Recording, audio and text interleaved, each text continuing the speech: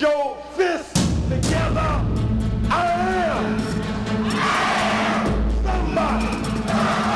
I may be poor, but I am somebody. Red and yellow, brown, black and white. We're all precious in God's sight. Everybody, somebody. Stop the violence. Save the children. Stop bullying. Save the children. Hold your head high. Stick your chest out. You can make it. Keep hope alive. Keep hope alive. Keep hope alive. Welcome, welcome, welcome to the Rainbow Push Coalition. We are excited today. I am really excited because it's Law Day, and I get excited every year when we pause to reflect on the work of lawyers, the work of legislators. We want you to know that Law Day is more than lawyers fighting in the courts for you, representing you. It is also about what legislation we are passing, what legislation we should pass at the federal, the state, the county, and the city level. And man, we have a panel today. These are some of the brightest lawyers and people on the planet, I think. And you will as you listen to them. We have, on this first panel, we have several panels. We have attorney Tony Thedford. He is a criminal defense. He is a civil rights lawyer. Many of you have come to Push. You're looking for civil rights. Here he is. He's in private practice. He's part of the National Defenders Coalition. So he has a lot of resources and information that he's going to share. We also have, sitting next to him, we have Attorney Sierra Norris. She does civil rights and criminal defense litigation. Another civil rights lawyer, one of our young lawyers, and she's all hyped up and excited and ready to serve you and I. And then seated next to her, we have a young lady who, Manor Ahmad. She's a public health advocate. This is going to be interesting as we talk about the Dobbs case and some issues around Dobbs. And then we have seated next to me, I'm so excited about her. She's the Chief of Staff for the Clerk of the Circuit Court, Attorney Tiffany Brooks. And so we're talking about expungement and what that means when we have so many young people who have criminal records that need to be expunged so they can get a job. Give them a round of applause. And we're going to open up with Attorney Benford, who is going to talk about why Law Day. What's so important about Law Day this year, 2024? Thank you so much, and thank you for having me. You know, when I first became a lawyer in 1997, Law Day was something that was on the calendar. It didn't really have any real relevance or practicality. It was one of those holidays that they just slap on a Hallmark card and you keep moving. Over the past few years, Law Day has become more significant to lawyers in our community as well as myself, because we're able to reflect back on the strides that we've made over the course of that year.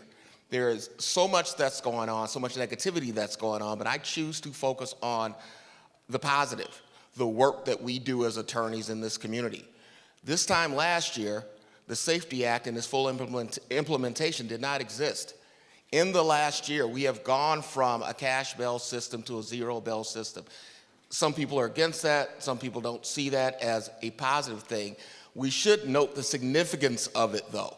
And that work was done by lawyers from a grassroots standpoint who got that legislation to Springfield, and we stand out in the nation as a shining example of what we can do with our criminal legal system to make it more equitable. So Law Day is a celebration of all those sort of things, and I'm happy to be a part of it. Well, thank you so much. I want to talk to Sierra Norris. She's one of the youngest lawyers, not on the panel, but she's one of the young lawyers, one of the activists in the tradition of many lawyers that have been a part of this organization. What do you see about Law Day this year? What's so significant? Why is it important? I think Law Day is significant this year. Just to kind of piggyback off of, I've been deemed the young lawyer, the millennial lawyer. I have no justice, no peace tattooed on my wrist. I think that Wait a minute, you got a tattoo? No justice, no peace on my wrist. And I think that we're seeing a real cross-sectionality of the previous generation and the generation moving forward, what we want to see in the law. challenging whether what we see is truly representative of the generations that are coming up, the millennials and the Gen Zs. And there's a clash happening right now. Some people want to continue to reform. Some people would like to go down the revolutionary track, as reform has not worked, in our young, humble opinion. I think Law Day is important this year because you're gonna see a lot of the angles and different people's approaches. And I think that it's healthy for us to have a wide breadth of approach as we deal with something so serious as our civil rights and our criminal quote unquote justice reform, and making sure that we're involved. I am of the belief that the Safety Act was not good for our community. I believe that we should have been more aware of how that was going to affect working class and middle class families in our community. And I would ask you all to not sleepwalk through legislation, that although it's wonderful that we can change things, we have to know why and what is being changed, because it's affecting us after the fact. And it's been affecting my clients and my families in a negative way. So I think that a wide breadth of angles and representations from all age groups is something that Law Day is going to be great for this year. Well, hopefully we'll be able to talk about it a little later. These student protests on Law Day, on Law Weekend, is major. And I think we ought to talk about that, student activism. Now we have a non-lawyer, because law is really how we shape public policy. And so Menor is going to share with us as a public health advocate. What does that mean? About why do you support Law Day? So all law really does do is dictate everything, from what we eat, from where we drive, everything. So when it comes to the public health industry, it dictates where the fundings are going, where are we doing the research, and where are we putting in the money, where we're funneling. So some of the examples would be NIH, FDA funding, the National Institute of Health, the Food and Drug Administration. So where we put those resources, where we essentially see the food deserts are, where we see the lower socioeconomical background institutions or people with lower education, and essentially what that does is dictate individuals' public health and where we're gonna put those infrastructures in place. Thank you so much. And so also Law Day really has a lot to do with how the system impacts a number of members of the vulnerable population. Particularly African American men have the highest number of criminal backgrounds in America. And we have with us the Chief of Staff of the Clerk of the Circuit Court of Cook County, Tiffany Brooks, Attorney Tiffany Brooks, and she can share with us. We have an expungement clinic. You still have time to get here at 11 o'clock. You can get your records reviewed to see if you're eligible. I want you to talk about what's happening with this whole expungement era. Well, good morning, everyone, and thank you all for coming out, and thank you all for having me. So Law Day, for me, is about education, and I am always for belief in educating everyone, but mostly our people, because somehow or another, although we walk amongst the first people to inhabit the earth, we seem to be the least educated.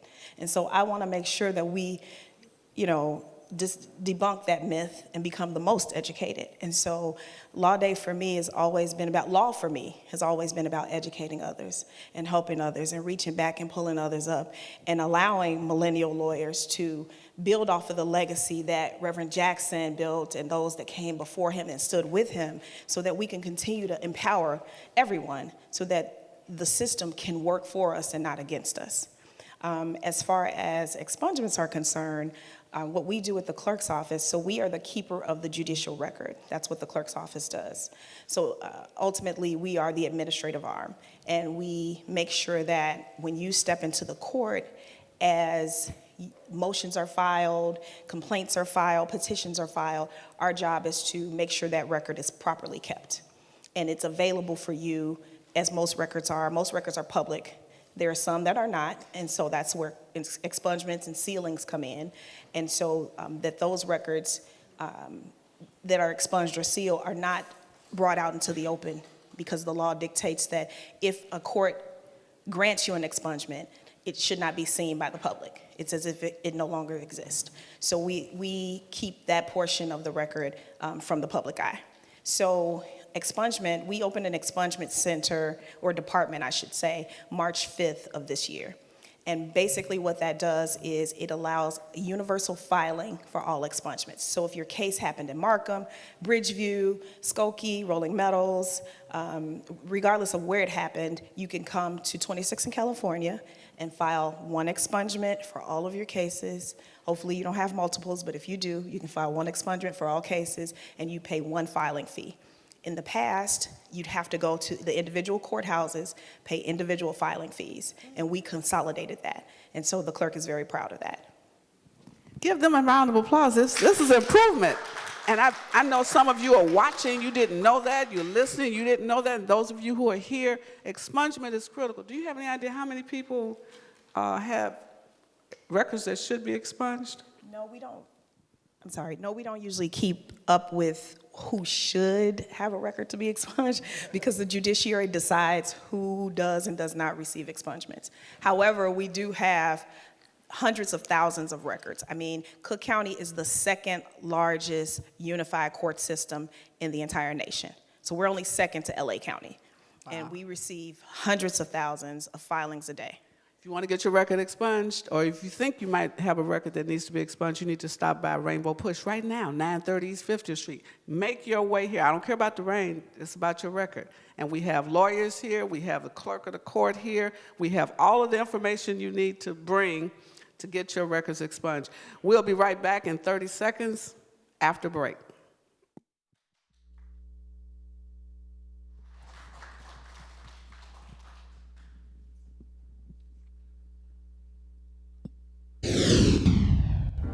What a conversation.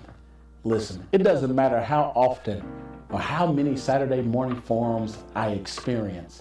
I learn something new every single time. If I learned something, I know that you did as well. Why don't you take time to like, subscribe, and guess what? I want to hear from you. Drop a comment. After you drop your comment, I need you to scan the QR code or go to rainbowpush.org. Become a member, a supporter, and donate to this movement today. Until then, keep hope alive until all lives have hope.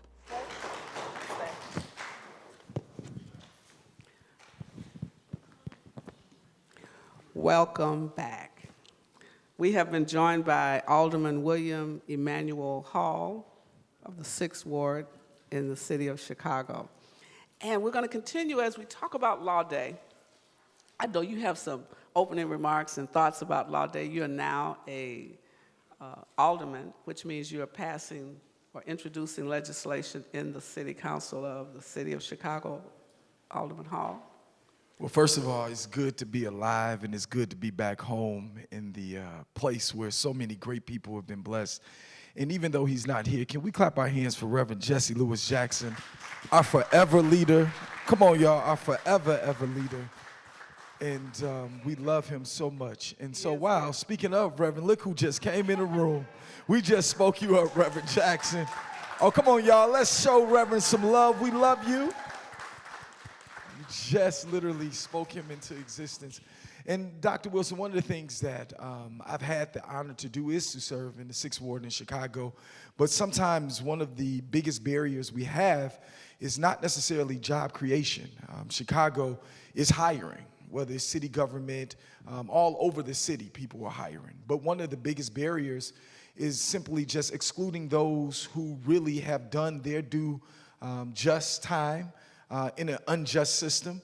And we see time and time again that that's that red mark that forever is not erased. And so what we have to do is to continue to have gatherings like this, not just once a year, but as often as we can. Because when we look at the fact that every single day, people are looking for opportunities, but we have to make opportunities available for expungement. And not just expungement, but also jobs that are expungement ready, as well as mistake friendly. So, Dr. Wilson, that's the goal. The goal is to give access. So what legislation has been introduced in the City Council recently that impacts the citizens?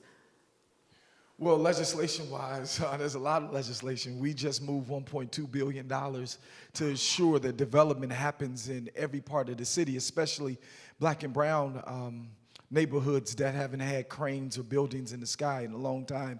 Secondly, we made room for more veterans. Sometimes we forget that our veterans are forgotten about. A country that is not served and honored, especially black veterans. Reverend Jackson taught me that on the way home, black veterans sat behind PAWs, and so we focused on veterans. But when it comes to those who need another job, those who have made mistakes, Chicago is a very friendly city, a very friendly employer for those who need a second chance at jobs. So whether it's laborers in streets and sanitation, whether it is literally higher positions, Chicago is a criminal-friendly, erasing city. And so we make room for those who need a second chance, and we're friendly enough to embrace, but also fight to erase those records. Thank you so much. We wanted to share with you a little bit about a case that you may have heard in the media. You might have watched it on Facebook and social media, the whole conversation about Dobbs' case, the removal of Roe v. Wade. I mean, there are a lot of cases that impact women's health. And so we wanted to share with you give you some insight, give you some thoughts about it, a perspective on why these actions are so important to women's health. And so that is why Manor is here to share with us some things that she knows as a public health advocate. And then we'll talk a little bit more. Sierra will share with us. So first and foremost, I would first put these stats there. Abortion rates do not decrease the rate of abortions. They only increase the maternal mortality death by 23%. You gotta say that again. So abortion bans do not decrease the rate of abortions. It just increases the rate of maternal deaths by 25%. So the way the brown and black community are hit now with maternal deaths, with abortion bans, it's gonna be that on steroids. And what the Dobbs decision does, it's a direct attack on the 14th Amendment that states that women have the fundamental right over their body. And they went and said those proceedings that Roe versus Wade and the other case with Planned Parenthood versus Casey, that were the precedent cases before, and they said that, well, we gotta throw those out, and the Dobbs decision is the one we're gonna take forward. And for you, those of you who don't know what that is, it basically dictates that you could, after 15 weeks, you cannot have an abortion. And what that does is it creates a culture, it creates an environment that trickles down to the South. Like when it comes to Arizona, they, I just wanna, yeah.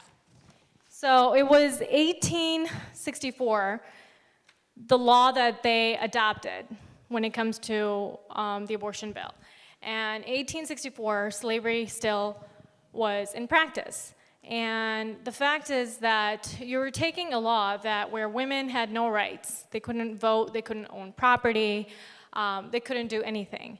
And you're taking that and taking that law back in the 1800s and making that into law now.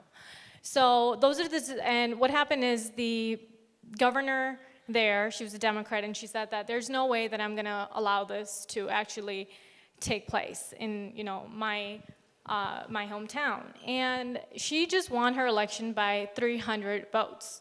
That is why it is so important for us to elect the right people in office who have the same ideals, the same values as us. Because if it wasn't for her, we would not be there. See, the thing is, I know Attorney Sierra Norris is jumping off the seat almost. You can't see her because we've told her not to move. But can you take us back to the Civil War when we were not considered people? We couldn't vote, we couldn't buy property, we couldn't do anything. And now you're telling us, how many years later is that? A lot. You want me to do I like the her math, a lot. A lot? Okay. Anybody got the math on that? So Go ahead, Sierra Norris. the reason why I'm jumping out of my seat is because in the name of education and the right person, although I'm a woman, I know we live, I'm about to tag Attorney Thetford in on this topic because he shouldn't have sat down. His work on this topic in this case is something that you guys should be educated on, and I believe that the person who's been doing the work should educate you. So let me switch. Come on, Thetford, I need you up here because I'm not about, I'm gonna give my opinion, but I think you need to hear about the work that he's done with his firm and the national organization when it comes to this case.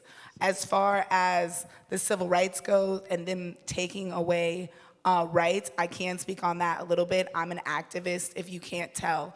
I feel like they've been playing in our faces since we've gotten here. I feel like the system is not created for Black people.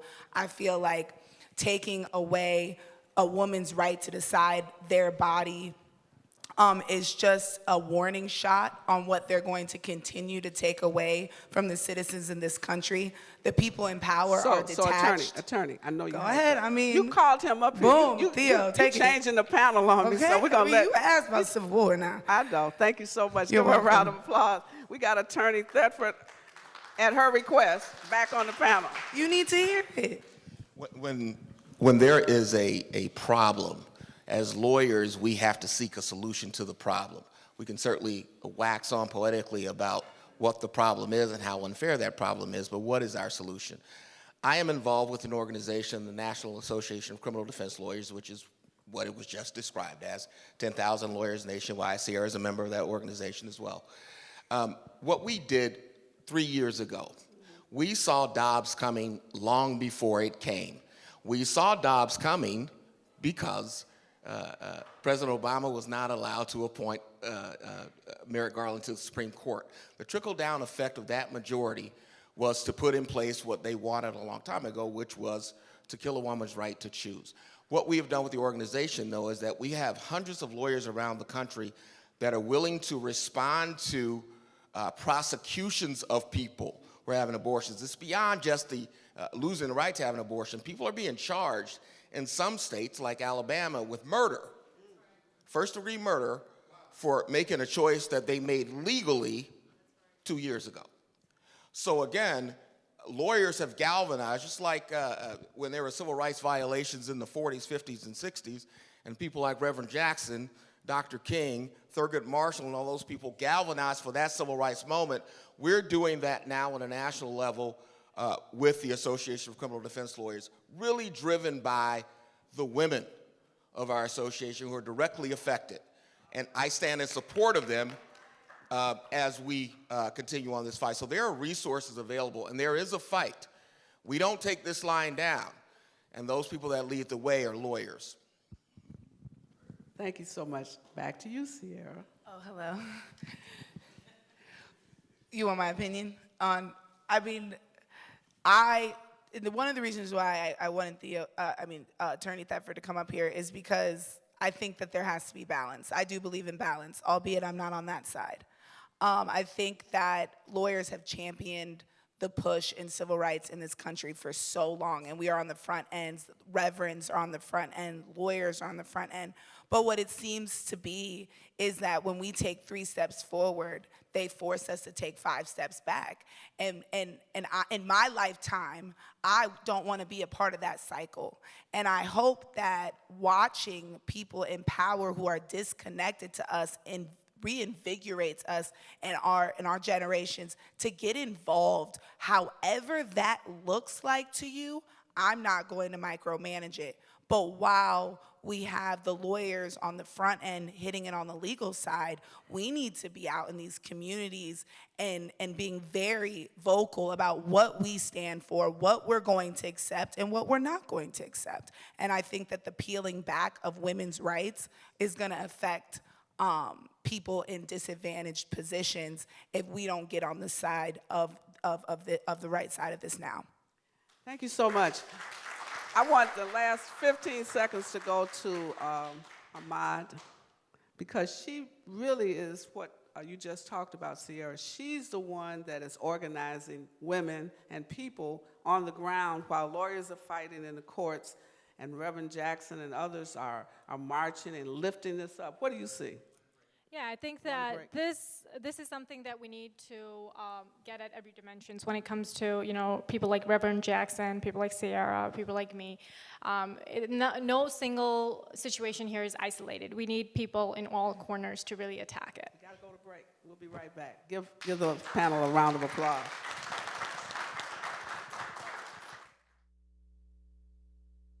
Push Excel strives to be a world leader in promoting educational excellence and equity so that every child is guaranteed an opportunity to receive a quality education. We've awarded more than $10 million in scholarships year to date. And you can help young people achieve a higher education by donating to Push Excel right now.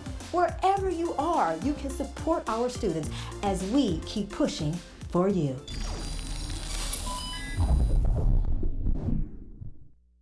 Attention high school seniors and college freshmen, sophomores, and juniors. If you are in need of financial assistance, Push for Excellence offers a variety of scholarships for which you may be eligible to apply. Whether it's the Jesse Jackson Fellows Toyota Scholarship, the Cirillo McSween New York Life Scholarship, or the Oralee Sanders Scholarship, Push for Excellence strives to offer something for everyone. Here are just a few of our scholarship recipients. Hello everyone viewing, my name is Chidi Osakwe. Dominique Davis. Julian Jones. China Mazum. Miles Chairman. Jalen Clark. Marcus Anderson. Jaden Reed. Kara Young. It's Megan Chu and I'm a Cirillo McSween Scholar. I want to take this opportunity to thank Reverend Jesse Jackson for all his support of my college education. Thank you for all of Toyota for helping with Reverend Jackson with the scholarship as well. I just want to take the opportunity to say thank you to Reverend Jesse Jackson for helping to make the scholarship opportunity possible for me. As appreciative as I was before, I'm even more grateful now, having received this scholarship. Not only has it helped me out financially with paying for tuition, but it has also awarded me the opportunity to learn more about the Rainbow Push Coalition and their different initiatives in the African American community. I'd like to say thank you to Reverend Jesse Jackson and the Rainbow Push Coalition for all the generosity and support that they've shown me throughout my undergraduate career and for the opportunity to pursue higher education. For more information, please visit our website at www.pushexcel.org and click on the word scholarships. Thank you and keep hope alive. Welcome back. It's Law Day at Rainbow Push, and now we're going to talk about something that we've been watching in social media. We've watched it on the news. It's all over everything. Young people have come alive in ways that they have not functioned since 1960s, and we're so proud of them. And so we have this great panel of lawyers, legislative people, and I want to open up with the Reverend William Emanuel Hall to start talking about, what do you think about these demonstrations? What does it mean? Well, I think what it means is that this is a generation that's willing to risk it all, even their prestigious education. You know, it troubles me that the right to just literally protest, the right to speak the truth, comes with police brutality, comes with being locked up. It's interesting that, you know, universities across the country are trying to move kids and force them off a lawn that they pay for with their tuition. And so when we look at movements shifting, it all started, a lot of it, with people like Reverend Jackson who were on college campuses that decided that enough is enough. And so the fervor of this generation and the wisdom that is rooting this generation is a beautiful thing. And I think we need to find our ways to college campuses, all of us do.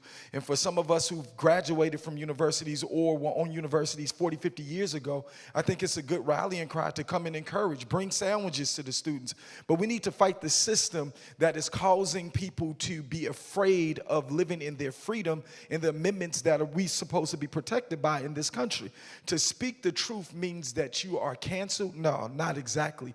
And so we need freedom fighters to continue to fight for the freedom of speech, freedom of protest, and protection under the law. And what I think about this is it's peaceful, nonviolent protests and now they're facing arrest, expulsion. And so we have 3 lawyers on here. We have Sierra Norris, and I know she's attorney, is going to talk about that. And we have attorney Natalie House, who has just joined us. What do y'all see? We should have lawyers going to every one of these sites to protect our students and to represent them. No, absolutely. Thank you so much for having me here today, Reverend Wilson and Rainbow Push. It's good to be back here in the building. And no, I agree with what Reverend Hall had to say as it relates to the students and their protests. But I would just add that when you are in college, you are there to learn, you are there to educate yourself, and you have a sense of idealism about what this world could be and what it should be. And so that's what I believe these protests represent. These students are there to talk about, or they're protesting because they feel like what's happening or what they see is happening in the Middle East is wrong. And so they want to see a better society. And so that's the reason why they're out there protesting. And I think it's fantastic to see them. It's a nationwide movement that we're seeing across these campuses. It's in New York, it's now here in Chicago. So I think it's a great thing. And I agree, the lawyers should be here to protect their First Amendment right to protest. Well, not only that, the issue is apartheid, genocide. It's what they're calling what is happening in Gaza. And so it's not just some kids out there doing nothing. They are standing on principle, the same kind of principle we had with the anti-apartheid campaign. Dr. Wilson, can I Okay. just add this? One of the reasons why, especially on days like today, we need lawyers to support all of our young people on campuses is because that record will follow them. And what I mean by that is these unjust officers who are arresting these students, whether it is to have them in jail cells for 15 minutes or overnight, that record follows them wherever they go. Even if they're not convicted, the arrest will still show up. And so this is the reason why, again, we need to rally our support, because we cannot tell young people to read about it and then they say, I want to be about it, and then we say that you shouldn't do it that way. And so we definitely need lawyer support so that that doesn't follow them all the days of their Absolutely. life. All right, go ahead, Sierra Norris. Thank you. One, I want to say good for them. Okay, so when we were growing up, millennials and Gen Zs, we were pushed this narrative in order to get us to go to school so that the government can funnel funds through us. And now our education systems have become too big to fail. Our degrees do not hold the weight that they once were, and we can barely take care of ourselves in this generation. And what I'm going to say is good for them, because they said we were going to change the world, and now that we're trying to do so, we're being micromanaged on how our approach is, okay? We're not the same. I see the young people, and they remind me of the 40s and the 50s and the vigor that we once had as people. Okay, and I see these students, and I hope that my brown and black counterparts are reinvigorated, because what we saw during George Floyd and Breonna Taylor, that movement was a pandemic within itself.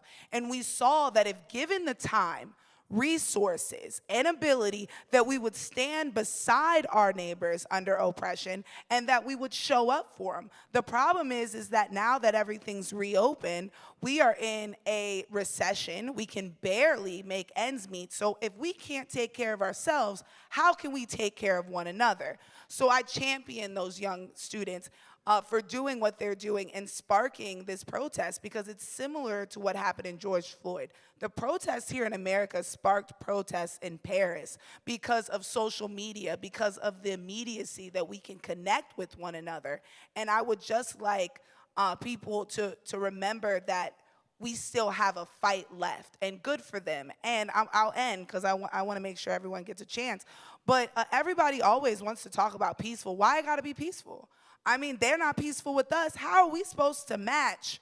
How are we supposed to follow their rules when they're not even following their rules? Who said it gotta be peaceful? Because the only thing I've seen is the systematic destruction, execution, kidnapping, and killing of our people, and they want us to kumbaya? Nah, man, I'll expunge your record if you need me to. And I'm right there behind you. I saw Wells Fargo's burn over George Floyd in Minnesota, and I've never felt so reinvigorated about what we need to be out there doing. And I'm going to tell you this, putting marker to cardboard ain't it.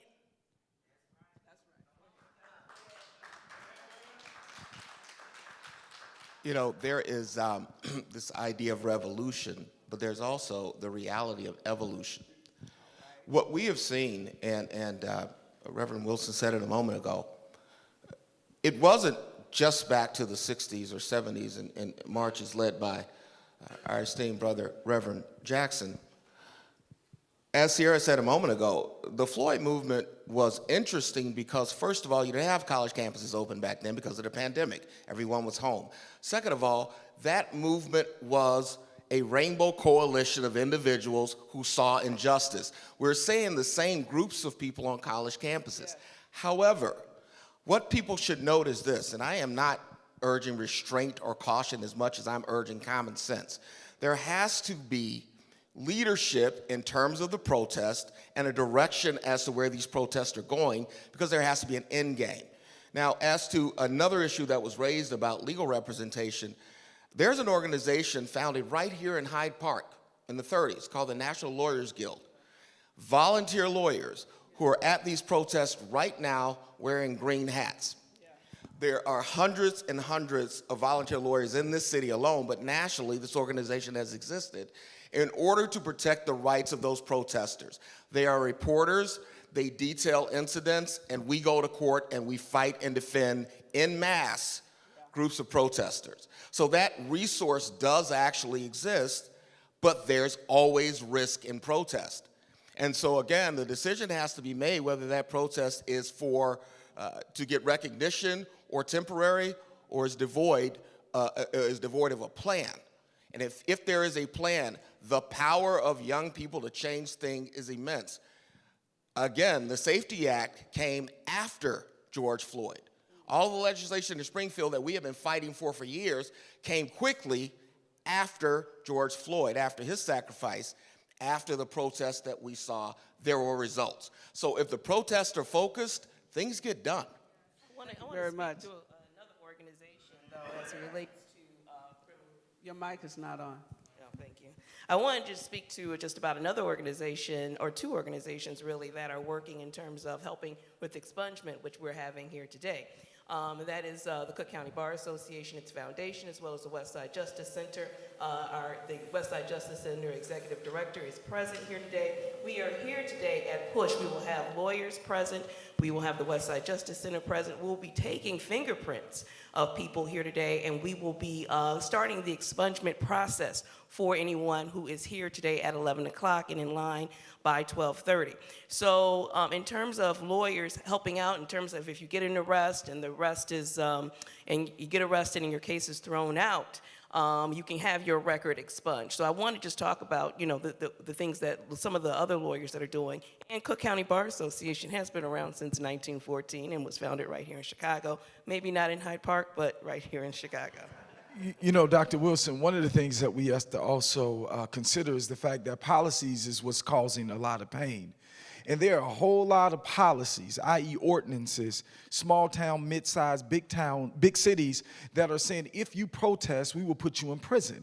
And see, this is supposed to be the land of the free and the brave, but I think that there are a lot of cowardly politicians that we continue to fund their political ambitions that are in essentially hurting us. And so I want to use an example. Right now, about a week ago, those of you that had to go to O'Hare, I know that y'all was upset because protesters literally stopped the entry to O'Hare. And at the end of the day, it didn't hurt nobody. Nobody was literally hurt in exchange of weaponry, but they was mad that they couldn't get to where they had to go. Literally in less than 7 days, there's a draft ordinance in the state that is literally saying that if you disrupt traffic, it would be a federal offense and you could literally go to jail. I don't know a country that's supposed to be free, but will put you in jail for expressing your passion and your freedom of speech. And that's what we need to rally around, is doing public comment in these city halls. That's where we need to rally around, get on the bus, whether it's Springfield or Washington, D.C., and make sure that we identify the policies that's causing us pain. Well, I think that as you look at these young people protesting on college campuses, one of the things that they're asking, they're raising the question about where do our student tuition dollars go? Are you sending them to fund a war that is causing genocide on a body of people? We had the same question with apartheid in South Africa. Who's funding it? Stop the flow of the money. And that's the issue that they're raising. It's a powerful issue. And why are we raising this now? Because we want you who watch us, you got to get engaged, get involved. You have to join the movement. Don't just sit back and be a couch potato. Y'all go ahead, I'm watching you. No, don't watch us, walk with us like we walking today on the Dexter Reed case. We're going to be at the police station. We're trying to highlight injustice wherever it is. Students on the campuses, you can go over there and join them, watch them, support them, protect them. As Reverend Jackson would say, never neglect them. We're going to go to break? Yeah, Dr. Wilson, we'll be right back. Thank you for joining us today. This is a wonderful program, and we hope that you're enjoying it. I ask that you go to rainbowpush.org and become a member and donate to the best of your ability. You know, this program costs, but could you imagine the cost without it? So we're asking for you to become a partner, to become a member of the Rainbow Push Coalition today and donate to the best of your ability. We're looking forward to providing you with more critical content for a time such as this. Go to rainbowpush.org or just scan the QR code at the bottom of the screen. And we'll see you next time at the Rainbow Push Coalition.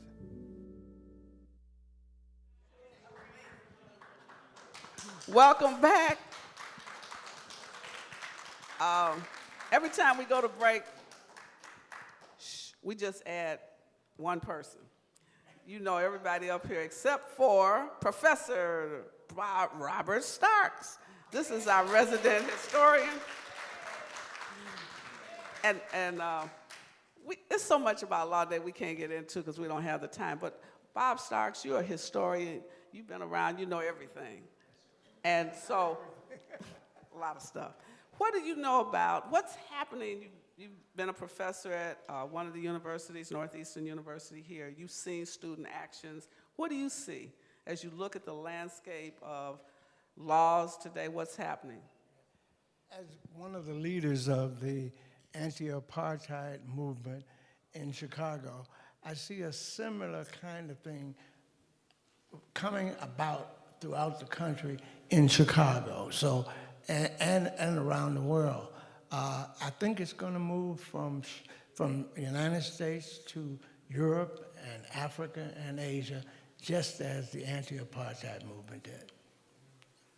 So, as we look at where we are, Natalie, you've been with Attorney House, you've been with the Cook County Bar a number of years. What do you see lawyers doing now that's similar or different than what has been happening since COVID? What I see lawyers doing now is providing more access to justice for people throughout the state of Illinois. The state of Illinois, I believe, has been one of the most progressive states as it relates to access to justice. I mean, the court system right here in Cook County, they've made the courts available via Zoom for people who don't have transportation issues or parking issues coming downtown sometimes is overly burdensome. So they've created access to justice. You have organizations like the Cook County Bar Association, like the West Side Justice Center, who we're doing outreach to many of the communities. We're here at Push sometimes once a month. We're out throughout Cook County providing access to justice, providing free legal services to anybody who needs it. And so that's why we're here again today. We will be here from 11 to 1 o'clock, providing legal services to those who need it. We'll be doing it, like we said, we talked about earlier, expungement and sealing process. We'll be providing legal services if anybody needs criminal defense services, as well as employment and housing legal services. And some lawyers will be joining us at 1 o'clock at 35th in Michigan. We will be we're supporting Reverend Cameron Barnes, Reverend Chauncey Brown, as they lead a delegation of people demonstrating in support of a full, thorough investigation of the Dexter Reed case. Dexter Reed, not Derek. Dexter Reed, I'm sorry. That is so necessary, because there's no way that should go uninvestigated, absolutely. Thank you to the lawyers. Let's give them a big round of applause. Sierra Norris. Well, I'm going to start with Dexter Reed. I'm not really sure what investigation needs to be done. The federal government told the Jump Out boys on the West Side to stop doing what they're doing 7 years ago because the only thing it leads to is the death of black boys, okay? So when CPD and the superintendent decide to get on national television the day after they pumped 96 shots out of their guns and reloaded the clip 3 times, they didn't have a reason for that traffic stop. It wasn't until they got together a few days later, and the federal government clocked them on that too, and before the consent decree came out in their investigation of CPD, they got together and they decided that a seatbelt justified 5 plainclothes officers jumping out of an unmarked car and ambushing a black boy on the West Side, and everyone wants to start where he defended himself. Illinois is a stand your ground state. You have the right to defend yourself even against the police, okay? Amen. Even against Amen. the police. And quite frankly, maybe we should, because even though the federal government told the West Side and told these officers to stop doing what they're doing, instead of using the taxpayer dollars that we are outfitting them with warlike resources, instead of going and finding who hit Nakari Campbell and left her for dead in the middle of the street, they're using our taxpayer dollars to pick on black people in traffic stops, to pump bodies through mass incarceration. Illinois is the biggest mass incarceration capital system in this nation. They've actually closed access to justice. You could, YouTube, during COVID, they used to do YouTube of the criminal justice system. Zoom, now it's based on whatever the judge decides they want to do, and they've actually repealed access. They should stream what's happening inside of these courthouses. Maybe taxpayer dollars wouldn't spend so much money paying off people for wrongful convictions if we knew what they were doing on the front end. Oh, boy. And now we go back to Thetford. You have to calm y'all down after The reasonable all that fire. one. Go ahead. The reasonable Attorney one. Thetford, who can just calm us down. Yeah, we're fire and ice, Sierra and I. A good balance is always necessary. On the day that COPA released the video of Dexter Reed, I was on Channel 7. I'm a legal correspondent there, and I had to spend hours going over that video piece by piece, because it's not my job on television to advocate for a position as much as it is to try to make clear what happened. And the thing that is the most shocking to me, I'm not shocked or surprised by any of it, because I've been a lawyer in Chicago for almost 30 years. I've done this work. The thing that's most shocking about it is a part of a national conversation, which is this justification that we've given law enforcement. And I say we, because every time we say them or the government, we're the government. Because we get to vote, and we get to make decisions about who are making the decisions on our behalf. I'm against this kind of abstract or where we detract ourselves from those people in power as if we have no power. Back when, and we were discussing this in terms of diversity, equity, and inclusion, which is another area that's been attacked. When I was a child, Reverend Jackson led this organization to boycott private businesses for purposes of having them make change.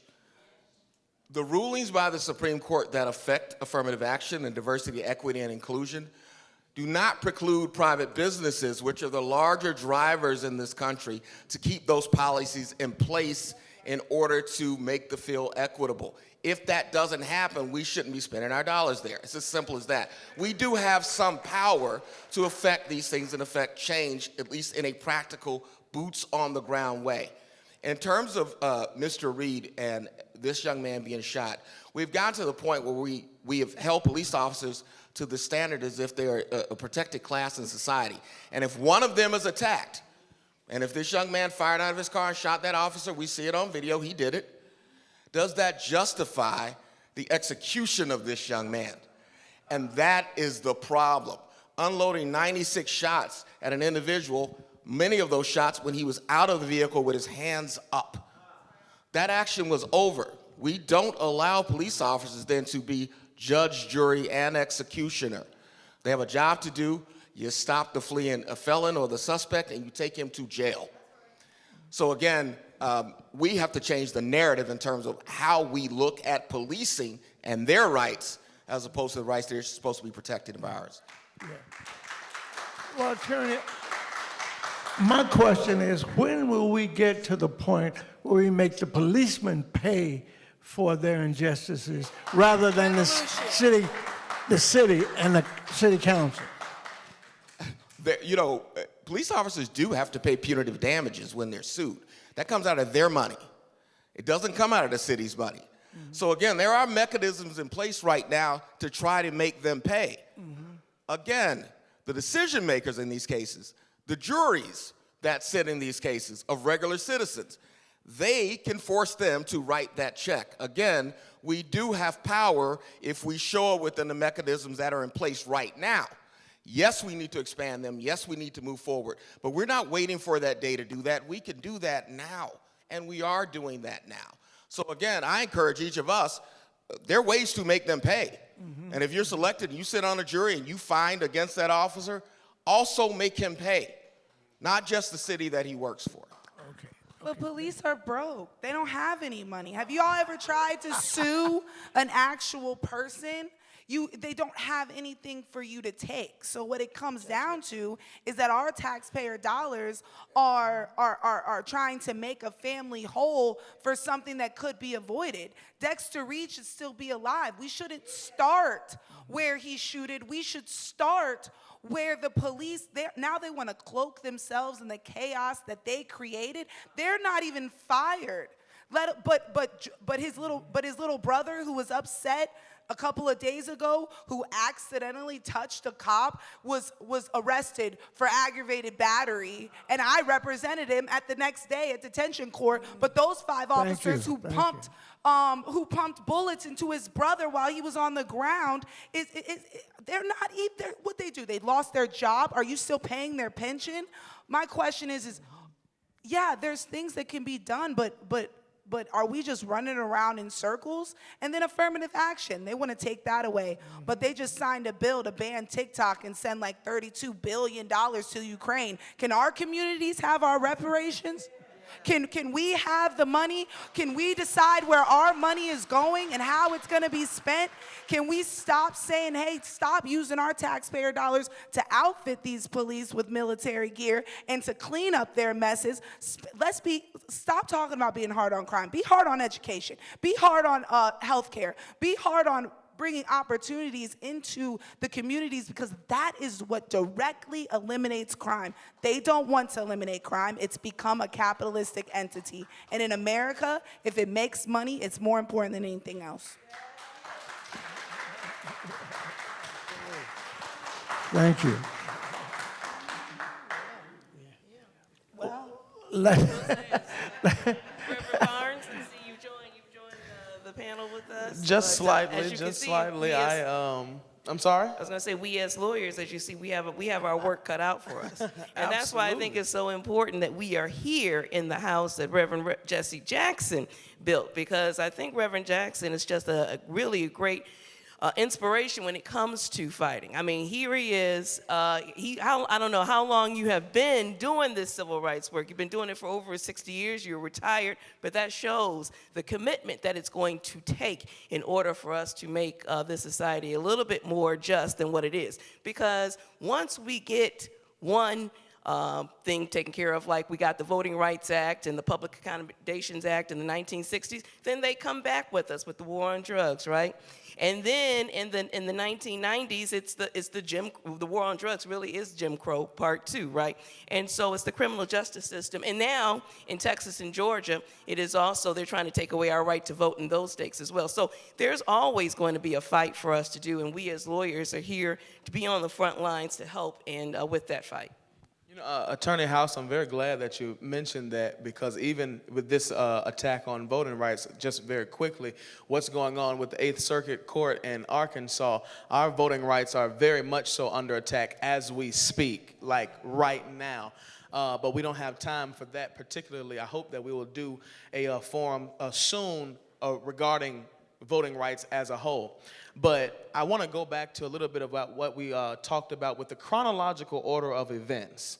Because as I mentioned last week, a lot of folks are always talking about why Dexter Reed ended up shooting at the police and so on, and they're using that as a justification for an execution that should have never happened in the first place. And I certainly appreciate my sister and all of these wonderful qualified lawyers that are up here articulating this experience, that had this stop never happened, had this unmarked vehicle and ununiformed police never did this in the first place, then he would have never gotten to the moment where he had to fear for his life. I mean, be empathetic and not sympathetic. Put yourself in the shoes of that young man in a tinted car, where then unmarked vehicles and ununiformed police, guns drawn already, come up to him, pulling on his door and everything. He then was in a moment where he feared for his life. Am I going to justify his shooting of the police? It's arguable. No, I'm not going to do that. But what I will say is, had the police never done this in the first place, these are what they call, I believe, pretextual stops. And so we've got to end that as a whole. And as we segue into that, that's why today, at 35th and Michigan, 1 p.m., we are going down to CPD headquarters. Again, 35th and Michigan. My colleague, the Reverend Pastor Chauncey D. Brown, and myself will be leading this delegation along with Reverend Jackson. Rather, Reverend Jackson will be leading. We will be supporting Reverend Jackson. And all of you, we want all of you to come down to make this issue a top priority, because COPA has already come out and said, we don't believe the reason why you stopped him in the first place. COPA has already said, we don't believe that you stopped him for a seatbelt when his windows were tinted. COPA has already said that we want you to strip these police officers of their policing powers, and as the young lady so eloquently put, not only are they not fired, they were placed on 30-day administrative leave and are already back on the streets right now. 41 complaints this 41. group of officers had before Dexter Reed. 41 complaints from their 100% community. preventable. That just 100% preventable. And so we want you all to join us at 1 p.m. We're going to do an orientation directly after this. There are some things going on with the Law and Expungement Clinic from 11 a.m. to 1 p.m. But we are going directly to 35th in Michigan. We hope that you would join us. We hope that you would, of course, band with Reverend Jackson, Pastor Brown, myself, and the whole Rainbow Push team. This is a family. This is a coalition. We're not leading you. We're all marching together. Okay. And as we move to wrapping up, I think then maybe we've got just maybe a few seconds left, but we'll be moving to break. I know we'll be going off of international television in just a moment. We'll still be live on our social media platforms, but want you all to just understand the relevance of why we're doing this. As I mentioned last week, Reverend Jackson has a very specific row of events: information, education, if need be, demonstration, to get to reconciliation. And so we're going to go out there and we're going to demonstrate, because we want answers. There are still questions that have not yet been answered. We not only should demonstrate, we have to put pressure on the city council of the city, absolutely, and the state legislature and the governor, okay? And keep hope alive. Absolutely. Keep on.